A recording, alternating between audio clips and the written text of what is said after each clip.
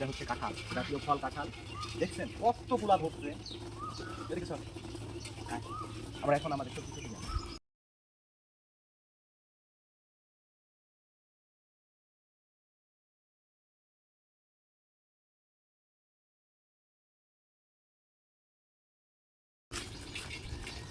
ও, তার আগে আসেন আপনাদের দেখাই কি পরিমাণ লিচু ধরছে। এই যে দেখেন কি পরিমাণ লিচু, এত পরিমাণ লিচু ধরছিল এবার যে কি বলবো। আর এইগুলো যে বাহিনী দেখতেছেন না এগুলো সব কিন্তু লিচু খাইতে আসছে। তো আমরা এখন একটু সবজি খেতে যাব, কারণ কয়েকদিন থেকে আমার সবজি খেতে যাওয়া নাই, না জানি কি অবস্থা। আমার আম্মা আবার দেখি যে রাজহাঁস ঢুকাই রাখছে। আমের অবস্থা দেখছেন, আম কত বড় বড় হয়েছে। এটাই হচ্ছে সে আপনাদের পছন্দের খিরসা পাতাম। কোকিলের কি মধুর কণ্ঠ। কু, কু। দেখেন বন্ধুরা আবার কি পরিমাণ ঢেঁড়স হয়েছে। অল্প জায়গাতে লাগাইছিলাম, মানুষ যদি তার অল্প জায়গাতে এগুলো লাগায় অসম্ভব রকমের কিন্তু সবজি করতে পারবে, যেগুলো তার বাড়িতে খাওয়ার পরও বাজারজাত করতে পারবে। ও মাই গড, দেখেন ভাবা যায় এগুলো কত আনন্দের বিষয় যে আমার লাগানো গাছে সবজি, মানে সবজি হয়েছে। ওই হাঁস,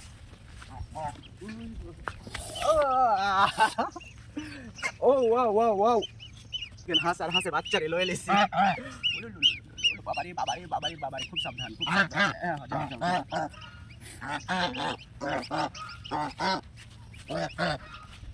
বেশ কয়েকদিন থেকে আমার সবজি খেতে আসি না, তো দেখি কি অবস্থা। কারণ কালকে প্রচুর বৃষ্টি হয়েছে, কালকে না পরশু দিন, এবং এই বৃষ্টির কারণে যে পরিমাণ ঘাস ঘাসালি আগাছা বের হয়েছে মানে বলে বোঝাইতে পারবো না। তো আজকে দেখি কি করা যায়। এই আমগুলোকে এখন প্যাকেটিং করতে হবে, প্যাকেটিং করা ছাড়া উপায় নাই। প্যাকেটিং না করলে আর যে সুন্দর একটা কালার সেটা কিন্তু আসবে না। পাটের শাক লাগাইছি, ও কি সুন্দর পাটের শাক। অল্প কয়েকদিনে পাটের শাক এত বড় হয়েছে যে বলার বাইরে, মানে বইলা বোঝাইতে পারবো না আর কি, এমন একটা অবস্থা হয়েছে।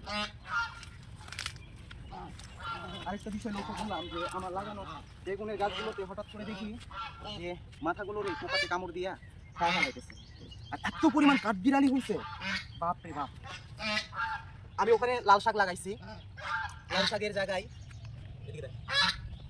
লাল শাক এত পরিমাণ ঘন হয়ে গেছে, এমনি লাগাইতে হইতো অল্প অল্প জায়গায় অল্প অল্প করে। আমি অল্প জায়গাতে 10-7 জায়গাতে লাল শাক লাগাইছি, কি পরিমাণ দেখেন।